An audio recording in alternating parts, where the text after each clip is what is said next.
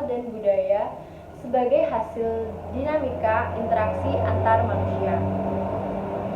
Sebelum kalian mempelajari keberagaman sosial dan budaya Indonesia lebih jauh, kalian harus mengetahui apa sih yang dimaksud dengan kebudayaan itu sendiri. Ada yang tahu apa yang dimaksud dengan kebudayaan? Jadi, kebudayaan merupakan hasil dari cipta, rasa, dan karsa manusia dalam memenuhi kebutuhannya. Kebudayaan sendiri dibagi menjadi dua, yakni yang pertama kebudayaan jasmani dan yang kedua kebudayaan rohani. Kebudayaan jasmani yakni kebudayaan yang dapat dilihat dan dirasakan secara langsung. Contohnya yakni adat istiadat, tarian, pakaian adat, arsitektur bangunan, dan lain sebagainya.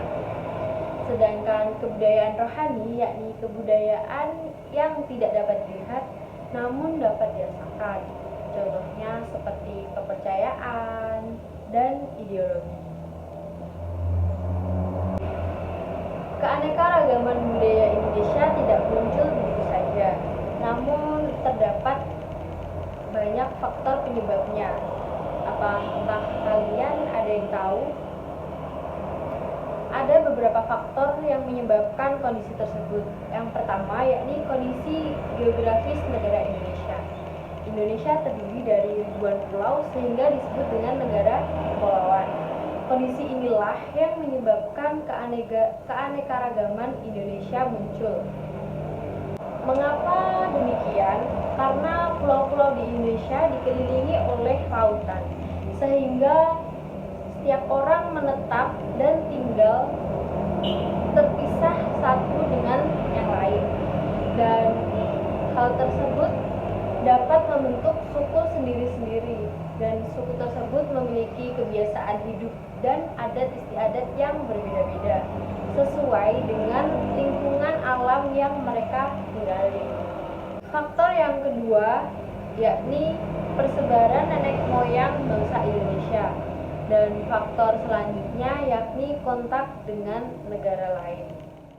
Baik, yang pertama Ibu akan menjelaskan keberagaman suku bangsa. Apakah kalian tahu apa yang dimaksud dengan suku?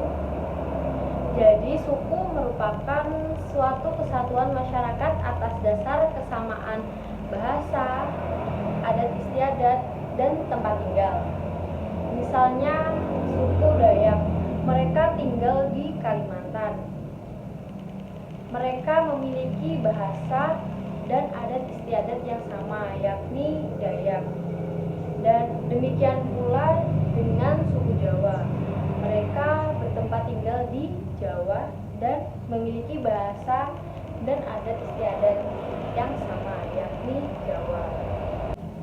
Indonesia memiliki berbagai ragam suku, dan suku tersebut tersebar di berbagai daerah di Indonesia. Seperti di Jawa Timur ada suku Madura yang ada di Madura, ada suku Osing yang biasanya di Banyuwangi, dan di Jawa Barat ada suku Sunda, di DKI Jakarta ada suku Betawi, di Aceh ada suku Aceh Gayo, di Kalimantan ada suku suku Dayak, dan masih banyak lagi. Dan setiap suku memiliki kebiasaan hidup masing-masing. Kebiasaan inilah yang menjadi budaya dan ciri khas suku masing-masing, sehingga membentuk keberagaman budaya. Selanjutnya yaitu keberagaman bahasa. Coba perhatikan teman-teman kalian, adakah mereka yang menggunakan dialek atau bahasa yang berbeda? Apakah mereka setiap saat masih menggunakan bahasa daerah mereka? Ya, mereka masih sering menggunakan bahasa daerah mereka.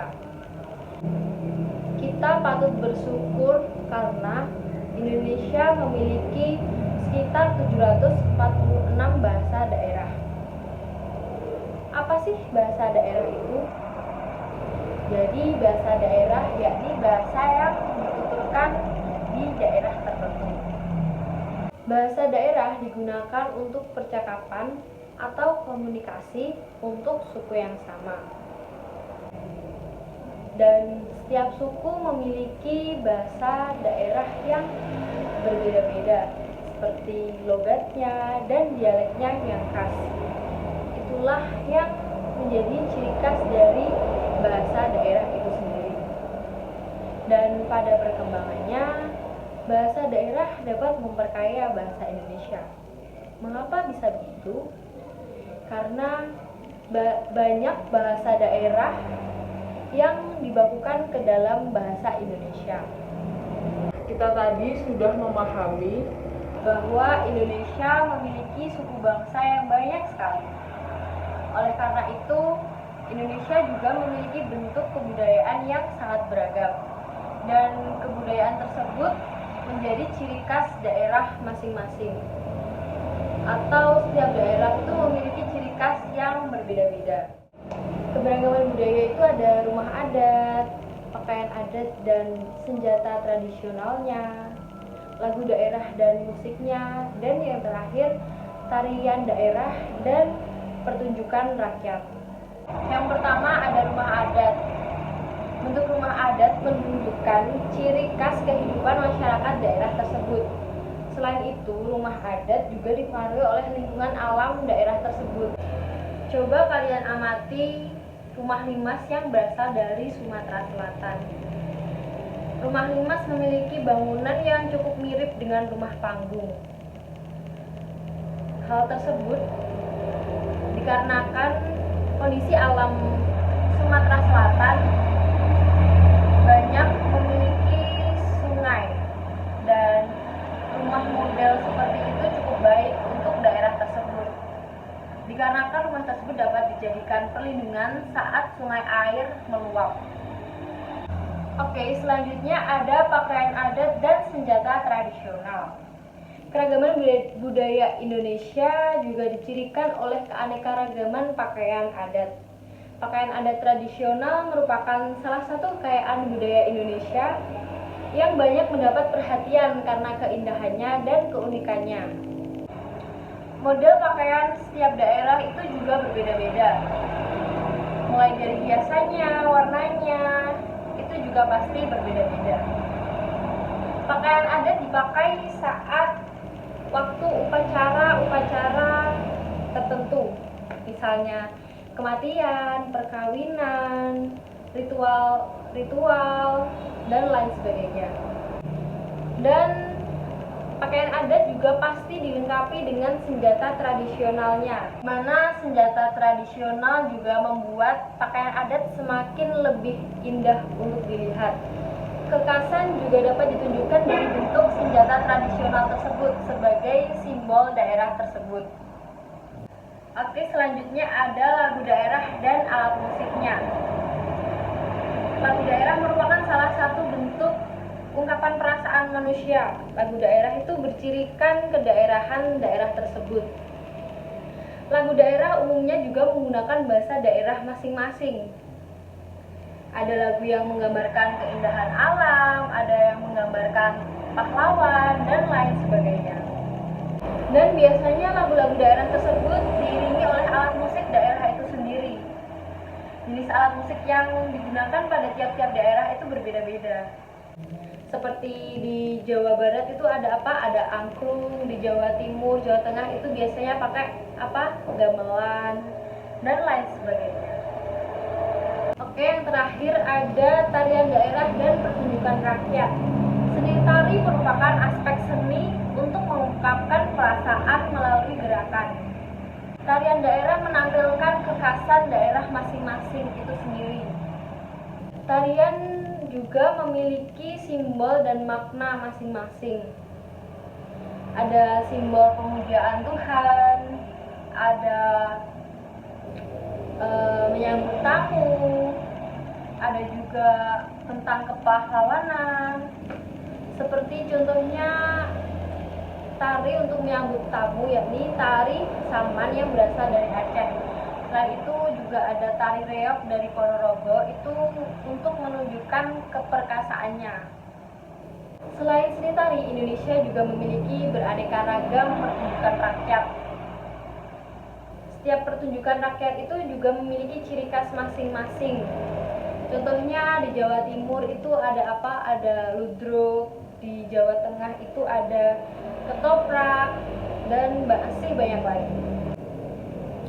Baik, yang sudah Ibu jelaskan tadi merupakan kebudayaan jasmani.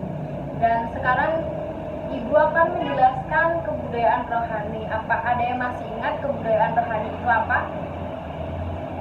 Ya, betul sekali. Kebudayaan rohani yakni kebudayaan yang tidak dapat dilihat namun dapat dirasakan.